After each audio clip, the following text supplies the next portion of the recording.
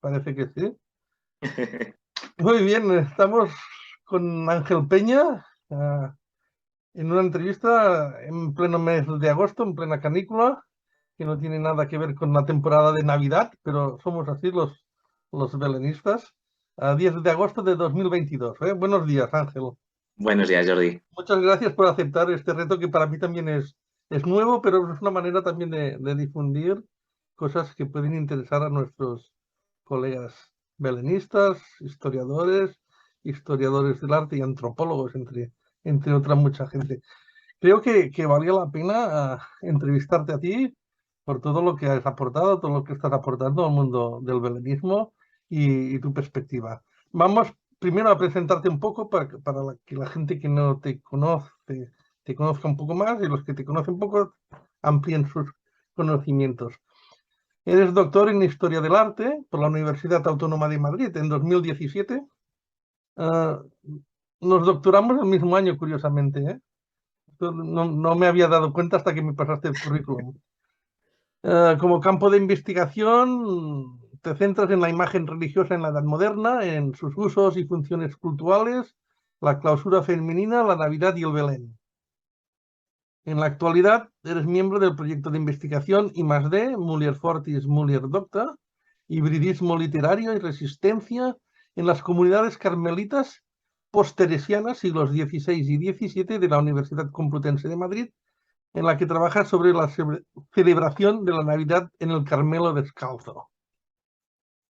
También desarrollas un proyecto titulado Mi abuela trabajó en la fábrica de ortigas para el Ayuntamiento de Murcia, en el que recuperas la historia de la fábrica del industrial belenista Manuel Ortigas Méndez, 1899-1980, a través de la memoria de las numerosas mujeres que trabajaron en ella. Iremos comentando todos estos aspectos después, ¿no? Porque tu currículum es extenso e interesante. A petición del Ministerio de Cultura y Deporte del Gobierno español, has realizado el estudio sobre los orígenes e historia del Belén en España para el informe técnico para el expediente de declaración de manifestación representativa del patrimonio cultural inmaterial, el belenismo en España. También eres autor de la monografía La Navidad en España en el siglo XIX, el nacimiento y sus tradiciones, publicada en el año 2016, y de numerosos capítulos de libros, artículos científicos publicados en diversas revistas y boletines especializados. Has tenido una etapa de 10 años en la revista Belén, 5 como subdirector y 5 como coordinador y director, que edita la Asociación de Belenistas de Madrid. Y también has comisariado diversas exposiciones sobre el Belén, como Navidad y burguesía, costumbres navideñas en España, 1880-1930, en el Museo Casabotines Gaudí, en 2021. El Belén familiar, Biblioteca de las Matas Marga Gil Roset, en 2021. Belén del Museo de América, en el Museo de América, en 2019. Y una mirada etnográfica del Belén. Tipos, oficios y costumbres en el siglo XIX, en el Museo Etnográfico de Castilla y León, entre otras. Como reconocimiento a tu trabajo en torno al Belén, recibiste en 2010 la insignia de plata de la Asociación de Belenistas de Madrid y en 2016 el trofeo de la Federación Española de Belenistas. Muy buenas. Buenos días, Jordi. Seguro que te has dejado muchas cosas, ¿eh? Bueno, Sabiendo. muchísimas gracias primero por la invitación a compartir estos minutos de charla en torno al Belén y por esta presentación que, bueno, eh, extensa. ¿Cómo estás? Es la primera pregunta.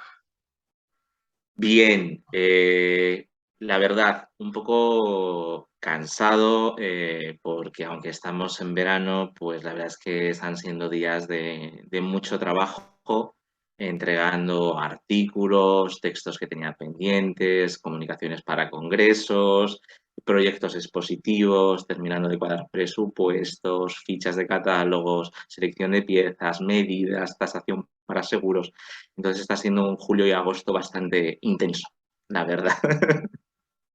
Creo que nuestro primer encuentro fue, a mí la memoria ya tenemos una edad, ¿eh? Si no, ya me lo corregirás tú. Fue a raíz de una de tus responsabilidades que citamos en el currículo como subdirector de la revista Belén, pero tampoco pondría la mano en el fuego que no fuera anterior.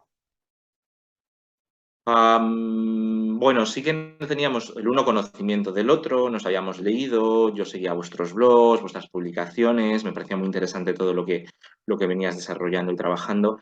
Y sí, yo creo que el primer contacto fue para la revista Belén a través vía email, ¿no? Y creo recordar que la primera vez que nos vimos físicamente fue en Alcobendas, en la Feria Nacional de Belenismo. Yo creo que ahí fue donde ya tuvimos un encuentro personal, pero sí que habíamos tenido previamente pues ya varias conversaciones para distintos artículos que habíamos ido publicando en estos años. Una de tus aficiones es, bueno, la de compilar documentación. Creo que oí hablar de ti en la primera exposición que hice en el Museo de Llavaneras, que tú ya conocías las exposiciones que se hacían y me hablaban de un chico de Zamora. Que supongo que eres tú. Que ya Sí, debo ser yo, sí. te reservaban el catálogo cada año porque los llamabas o le pedías, ¿eh? Que sí. Sí, efectivamente, yo todos los años, porque estaba muy interesado en lo que hacían, yo siempre todos los años les escribía para ver si podía adquirir, conseguir un catálogo y ellos muy amablemente me hacían llegar un ejemplar que disfrutaba un montón con su lectura, viendo las fotos, aprendiendo, conociendo, ampliando horizontes. En realidad, eso es un poco de lo que se trata siempre, de ampliar conocimiento, de aprender de lo que se hace y de formarse continuamente. Bueno, aprovechando la oportunidad que nos brinda, pongo uno de los daños colaterales de la pandemia, que en este caso son bienes colaterales, como es la asociación, la socialización de comunicaciones online, compartiendo pantalla, me gustaría ir tratando diversos temas contigo. Para empezar, creo que es obligado preguntarte qué es la Navidad para ti. Uf. Buena pregunta. Pues evidentemente y en base a lo que hacemos y a nos dedicamos, pues es la celebración del nacimiento del Hijo de Dios. Si es que la Navidad es su sentido es ese, celebrar que ha nacido el Hijo de Dios para todos, que ha venido para todos y para salvarnos a todos. Pues lo que conmemoramos y lo que refleja nuestros belenes es el momento clave de la historia de la salvación, el comienzo de la historia de la redención. Entonces, la Navidad es, por un lado, esta celebración y aparejada siempre a la familia. Esta celebración festiva de este hecho a nivel familiar. De hecho, mis primeros recuerdos en torno a la Navidad pues, son precisamente visitando familia con abuelos, padres, tíos, primos, hermanos, los diferentes belenes que había en la ciudad. Esas tardes de Navidad, pues recorriendo todos juntos los diferentes belenes que había en ayuntamiento, diputación, diferentes colegios y entidades financieras, en aquel momento todas las obras sociales de cajas de ahorros que apostaban fuerte por la Navidad y que montaban también belenes en sus espacios de una forma de aproximarse a la ciudadanía y de abrir sus puertas. Pues son los recuerdos que tengo en torno a la Navidad, esos primeros recuerdos. Así es, Belén en casa. Sí, sí, un Belén, bueno, un Belén sencillo y un Belén que en realidad tampoco disfrutábamos, porque cuando yo era pequeñito vivíamos en Madrid, entonces se montaba el Belén, pero en cuanto llegaban las vacaciones nos veníamos a Zamora con la casa de los abuelos a celebrar las fiestas. Y entonces luego regresábamos otra vez a Madrid ya al terminar las fiestas, casi ya cuando había que desmontar el Belén. Con lo cual era un Belén que se montaba cuando éramos pequeños, pero que en realidad no lo disfrutábamos porque no estábamos en casa, pero el Belén estaba así. Muy bien. En tu currículo hay una cosa que no has puesto. Es, A ver. es la fecha de nacimiento. ¿Eres Ah, presumido? bueno. Yo nací en el año 1985, el 15 de marzo. Es importante también, ¿eh? Porque ya me hubiera gustado Ya, nacer en sí. 1985 a mí. Sí, de hecho Nos es... doctoramos el mismo año, pero no nacimos el mismo año, ¿eh? Bueno, Bueno, es como sí. una anécdota, porque claro, es- Sí, sí que es cierto, Jordi, que bueno, en el ambiente que nos movemos, pues sobre todo a nivel asociativo, a nivel belinista, pues la mayor parte de la gente es mucho más mayor y muchas veces sorprende que haya alguien de de generaciones más jóvenes más que esté involucrado de esta forma en el mundo del Belén. De hecho, las primeras veces, por ejemplo, que yo iba por la asociación, la gente así cuando te veía por primera vez decía, ¿tú de quién eres hijo? Y yo, pues, de mis padres.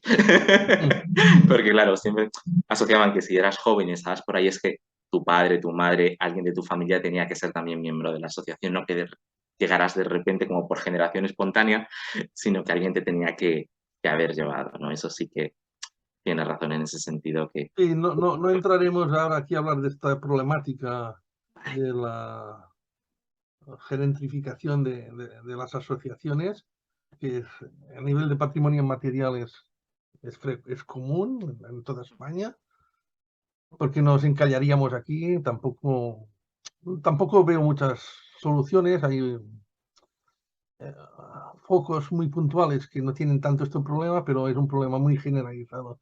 Pero yo creo que es en todos los ámbitos de voluntariado, sobre todo, participativo.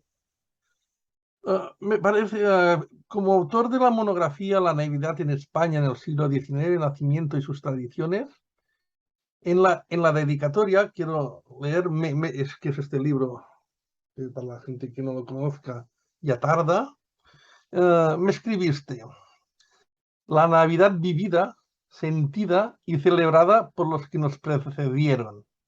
Y pienso que defines tus valores idiosincráticos en la forma que tienes de investigar y ponerla en valor, puesto que tú vives y sientes y celebras la Navidad y lo haces con rigor, con pasión y con tesón. De aquí Muchísimas un gracias. poco queda reflejado también la manera como has definido que es la Navidad para ti.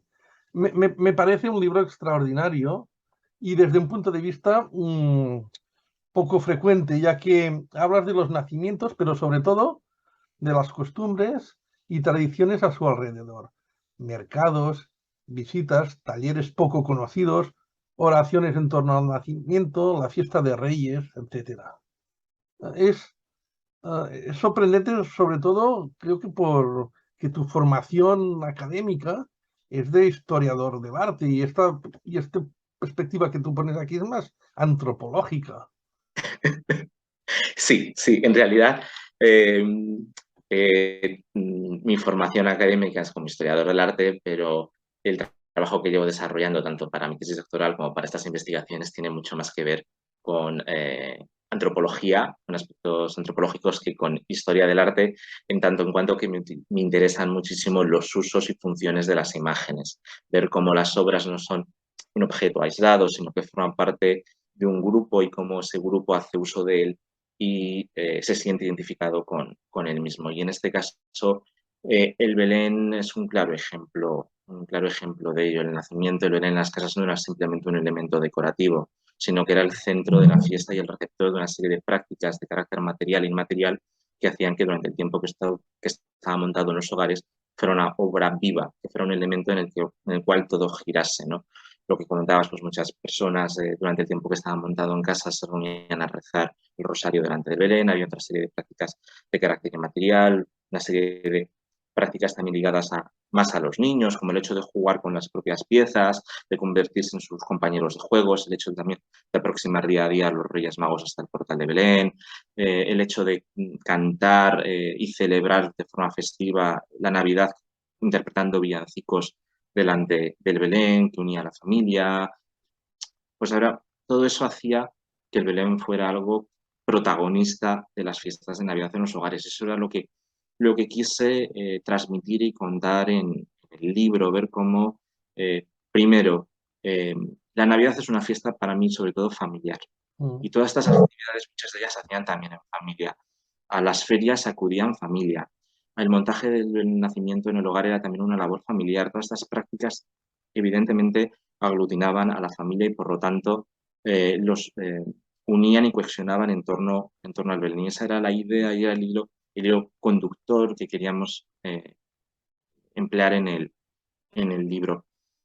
Y, por una parte, pues satisfechos con el resultado y como siempre, pues bueno, según avanzan los años y según avanza la investigación y también las propias adquisiciones de la colección, pues hoy el libro, si lo volviéramos a escribir, que ya han pasado unos años, pues sería muy diferente, ¿no? Pero Eh, Todo esto que dices también enlaza con la tradición popular del Belén en las casas, de este Belén que se va modificando con cada fecha del ciclo navideño, que se ha perdido, se está perdiendo, que solo quedan en, en, en estudios muy específicos, pero que vienen mucho de la tradición capuchina, al menos aquí en Cataluña, del Pare Basili, y ahora de Fra Valentí, que no sé si conoces, los últimos libros que ha hecho, que habla de esta transformación del Belén, cómo se va modificando el paisaje, cómo van avanzando las figuras, según el día se ponen unas o se ponen otras. Creo que se ha perdido también por varios factores, evidentemente, el cambio de los significados en la sociedad, cada vez más laización de la sociedad es uno de los motivos, pero también desde el mismo mundo del belenismo no se ha fomentado, ni se ha fomentado la investigación, ni mucho menos se ha fomentado el Belén, o se han fomentado o solo parcialmente, y el Belén en las casas. Antes, cuando abundaban los concursos, era una manera de popularizar, de fomentar el Belén en casa. Pero no se ha estudiado tampoco, es un tema pendiente. Cada vez se hacen menos concursos de belenes en las casas. Y por otra, las asociaciones están cerradas o ensimismadas en la creación del diorama, más que del Belén, es del diorama. Y las federaciones y las asociaciones son entidades que lo que fomentan es la exposición de dioramas más que otra cosa. Cada belenista hace su diorama, se expone, y ahora para generar polémica y cuando lo oigan algunos se van a poner las manos en la cabeza. Tengo un amigo que me definió y digo, te voy a copiar la definición y la voy a utilizar, me la voy a quedar para mí, que lo sepas, pero está avisado, ¿eh? Que decía que los dioramas son cajas de egos, más que belenes. Y son como, yo lo definí como la nueva academia del belenismo, ¿eh? Intentar hacer piezas artísticas magníficas y lo único que hacen es alejar. Está muy bien siempre que se complemente con el fomento del Belén en casa, del Belén tradicional y de este Belén vivo.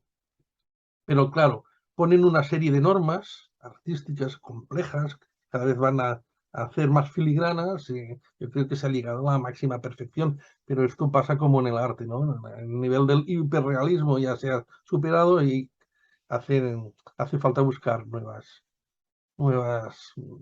nuevos lenguajes, que es una cosa que desde el colectivo ya difunto del Bob y la Mula hemos ido trabajando también, ¿eh? Pero bueno, como es una entrevista a ti, no a mí,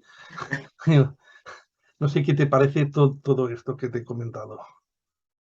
Pues que lo comparto plenamente contigo. Al final, pues sí que es cierto que desde el movimiento asociativo, pues lo que se pretende es que cada vez los belenes sean más artísticos. Y eso pues va en detrimento de lo que se denomina, se ha denominado popular, a veces con un cierto tono despectivo, Despectivo. las cosas como son.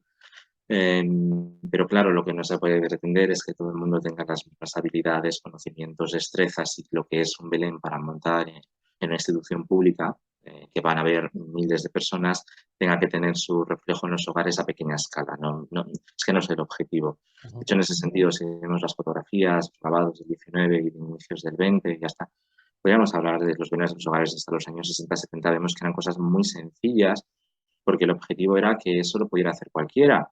Y de hecho, pues vemos que los montajes eran un papel de estraza, un corcho, escoria, y que en muchas de las construcciones, si pensamos, por ejemplo, en las figuras murcianas del 19, la cacharrería está bien entrado los años 40, 50 del siglo XX, muchas de las figuras tenían incorporadas su propia escena con su arquitectura, es decir, la posada tenía su pequeña posada, los pastores con sus casitas, con lo cual, o con sus barracas, con sus cocinas, con sus propias arquitecturas en pequeñito, que para la familia era muy fácil montar el Belén porque era simplemente crear un paisaje mejor o peor en el que se ponían los diferentes grupos encima de la escena del paisaje y ya tenías armado el Belén. No había que construir grandes arquitecturas ni hacer grandes alardes ni de perspectiva ni de técnica, porque lo que primaba era el mensaje sobre el paisaje. Hay veces que nos preocupamos mucho más en la actualidad por crear un paisaje bonito, lo más perfecto posible, con la mejor técnica, con la mejor escala, con la mejor proporción. Y hay veces, en algunos casos, se pierde un poco de vista el mensaje de lo que queremos contar a través de ese paisaje. Entonces, es un bajo mi punto de vista, parte del problema actual y por otra parte, como comentabas, es cierto que el hecho de que en muchos espacios institucionales de carácter público haya un Belén, cuando llega la Navidad, no implica que esa tradición continúe en los hogares. No hay un traslado. No por el hecho de yo ver un Belén en un ayuntamiento, voy a montar yo un Belén en mi casa. Y eso sí que es algo que habría que potenciar, fomentar de alguna manera.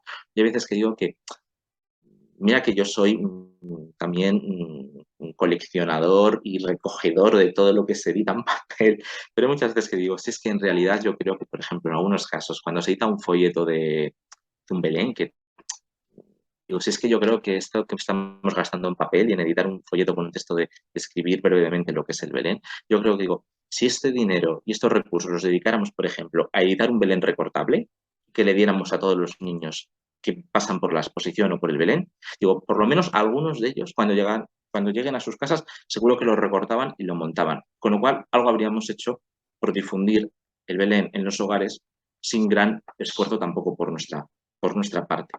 Pero bueno, hay que trabajar en ello, sí. Cosas a hacer seguro que se pueden, seguro que las hay. Como anécdota, y es un hecho verídico, sin citar nombres, la gran idea de una asociación catalana para fomentar que las nuevas generaciones continuaran o se añadieran a la afición de hacer belenes fue hacer, no lo llegaron a realizar, pero se verbalizó en una reunión de junta, era ir a los asilos de gente mayor a hacerles cursillos. Esa era la solución para nuevas generaciones. O sea que vamos bien, en fin. De todas formas, cuando empezamos con el Bob y la Mula, que teníamos una serie de inquietudes, entre las cuales había hacer llegar el Belén al mundo académico, al mundo de los museos, desde este punto de vista más antropológico, porque sí que habían museos con colecciones parciales, pero a nivel académico esto no estaba tratado. Ahora ya hay algunas tesis doctorales sobre belenismo. Tú mismo viniste al simposio que coordiné con Josefina Roma en Girona, en Congreso de Antropología de Cataluña. Pero me sorprende que ahora hay nuevos antropólogos o nuevos trabajos que aún se centran en esta visión que decíamos de el asociacionismo, pero el belenista como el maestro, el gran maestro artista en lugar de en fin, me sorprende que aún estemos en este paso, pero en fin, es lo que hay. Vamos a, vamos a pasar de tema, ¿vale? Ah, háblanos del proyecto. Mi abuela trabajó en la fábrica de ortigas. ¿Cómo surge? ¿Objetivos? ¿Cómo está el trabajo? Y si tienes pensado cómo se transformará, si en una publicación, en una exposición, en ambas cosas. Bueno, pues el proyecto nace de mi interés por estudiar los talleres belenistas murcianos. En realidad, pues em, en los últimos años, afortunadamente, pues parte también de mi labor como coleccionista, había ido pudiendo adquirir bastante documentación sobre muchos de esos talleres, catálogos, facturas, tarjetas de visita, cartas comerciales, además de piezas de algunos de ellos. La historia es que a veces pues, compras documentación de talleres que no estaban documentados bibliográficamente o te llegan piezas incluso que están selladas, pero si ese taller no teníamos constancia documental de él, ¿no? Entonces empecé a trabajar, a investigar, es un proceso de años en el que yo quería en un futuro próximo sacar una monografía sobre los talleres belenistas murcianos.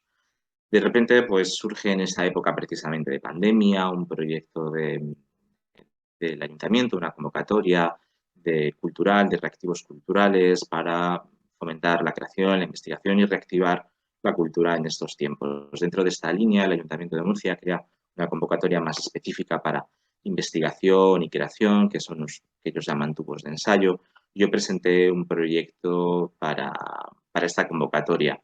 Evidentemente, el proyecto de estudiar todos los talleres belenistas murcianos era un trabajo ingente para tan poco tiempo Y entonces decidí que había que focalizar la atención en un punto, y ese no fue otro que la fábrica de Ortigas. El porqué de coger la fábrica de Ortigas fue, por una parte, porque fue la fábrica más importante que hubo en España. Las cosas en Murcia y en España, y hay repercusión internacional. Es un taller que en algunos momentos llegó a tener 100 obreros, con lo cual eso quiere decir la producción que tuvo, y la fábrica que conocemos, la que sabemos documentada de Torre de Romos, estuvo desde el año 35 hasta el 79, pero durante el periodo de investigación ya sabíamos que había una fábrica anterior en la carretera Monteagudo, en Murcia, y había unas fechas, y nosotros en este tiempo de investigación hemos podido incluso llevar más atrás el momento de surgimiento de la fábrica y clarificar un poco los orígenes. Pero nos interesaba, además de estudiar en sí la fábrica, las relaciones laborales, etcétera, entre todos estos obreros, clarificar un poco las cosas, ¿no? Estamos hablando de un señor que aparece como belenista, pero que en realidad habría que hablar de él como industrial, porque Ortigas no hizo ni una sola figura de Belén. Él lo que hizo fue crear una fábrica, tener una serie de gente que trabajó para él, y él comercializaba las piezas e hizo una industria como tal. Entonces, fantástico, pero bueno, empezar a llamar a cada uno por su nombre dentro del oficio.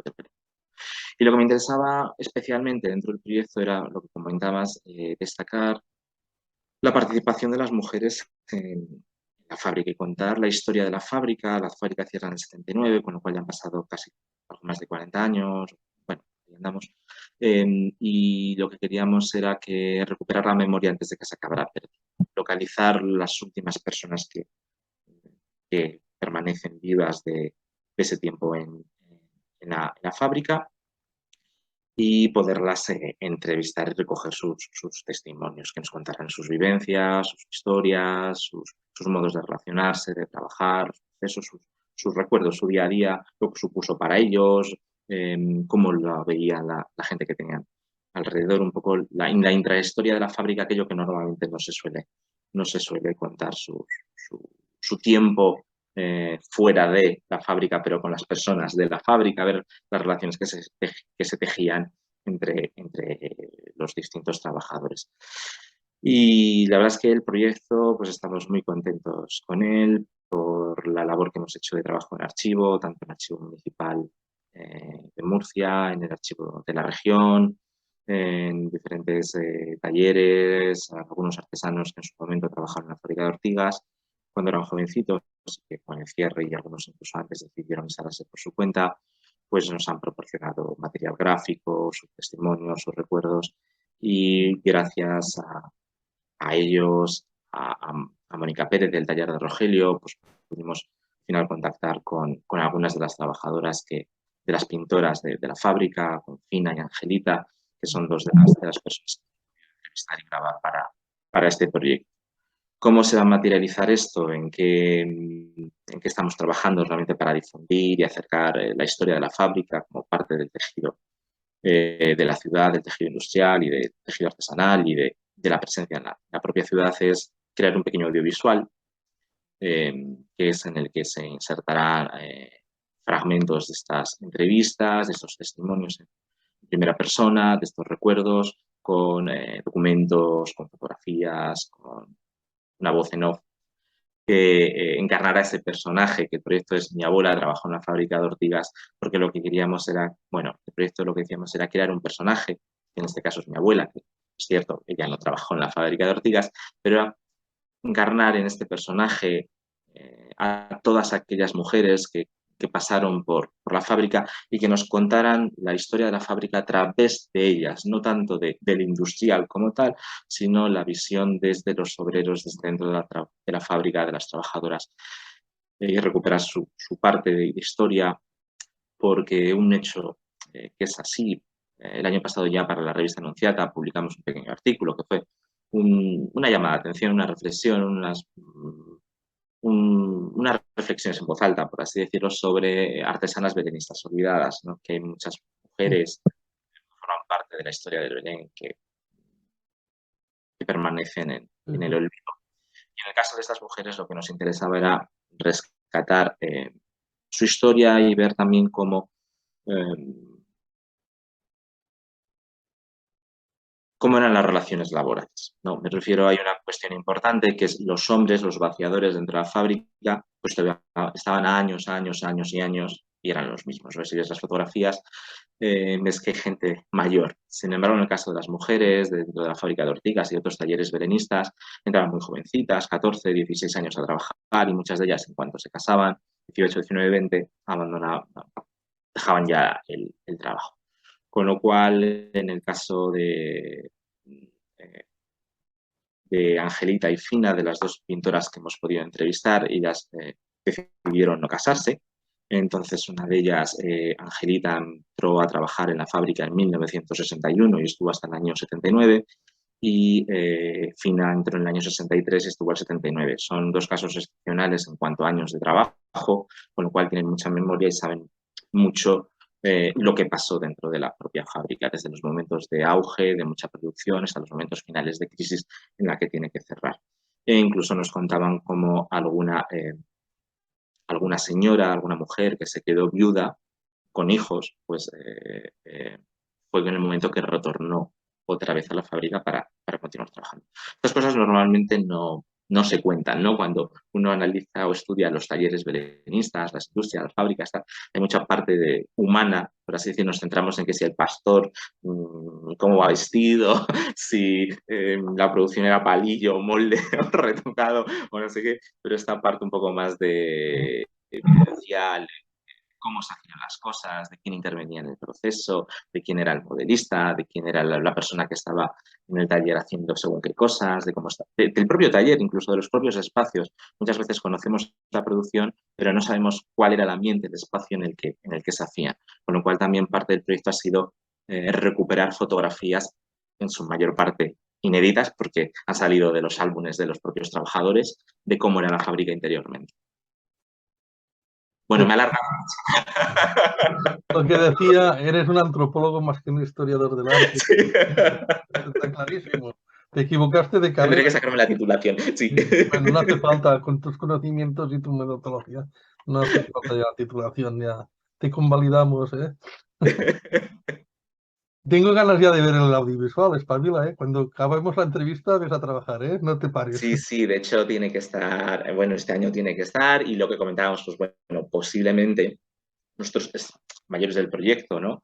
Posiblemente salga una publicación sobre la historia de la fábrica, que realmente hemos sacado mucha documentación, mucho material y creemos que sí que merece la pena que además del audiovisual haya una publicación en papel, porque al final pues está accesible en cualquier momento. Bueno, nosotros nos gusta el pasar páginas, el ver, el leer y va a llegar también a más gente y porque al final en un audiovisual pues hay muchas cosas que tampoco puedes contar y, en fin, saldrán algunos documentos pero tampoco se puede publicar todo.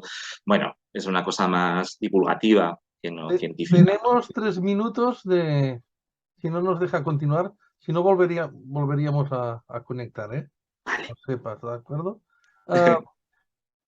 Tu paso como responsable de la revista Belén fue muy positivo. La revista se convirtió en un referente, en un modelo. Interrumpiste repentinamente esta colaboración. ¿Piensas que podrías haber hecho más? Eh, ¿Qué dificultades te encontraste para no hacer lo que hubieras querido hacer, si es el caso?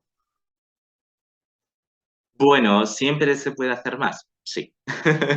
Siempre uno tiene, si no es que no tendría sentido. Pero en esto y en todo en nuestra vida, ¿no? Al final siempre tienes proyectos, ideas, sigues pensando en quién quieres que escriba, que colabore. De hecho, yo sí, evidentemente tenía ya pensados 2 números más con articulistas, bueno, porque estás trabajando en uno, pero ya estás pensando en el siguiente. Al final siempre los proyectos de tu cabeza va más allá y siempre piensas en cómo mejorar, en cómo superar cada número, que era el objetivo. Al final uno tiene que irse también marcando líneas, horizontes y intentar superarse, ¿no? Que eso es un poco el objetivo. Trabajo satisfecho, muy satisfecho durante esos años con el trabajo realizado en la primera etapa como subdirector, con José Manuel Sánchez Molina Mampaso, que era el director, y en aquella etapa pues fue muy fructífera tanto a nivel personal, humano, como a nivel de la propia revista. En aquella empezamos una senda, un camino, un cambio, en el que esos primeros números pues ya fueron marcando la senda que queríamos que tuviera la revista Belén en qué convertirse.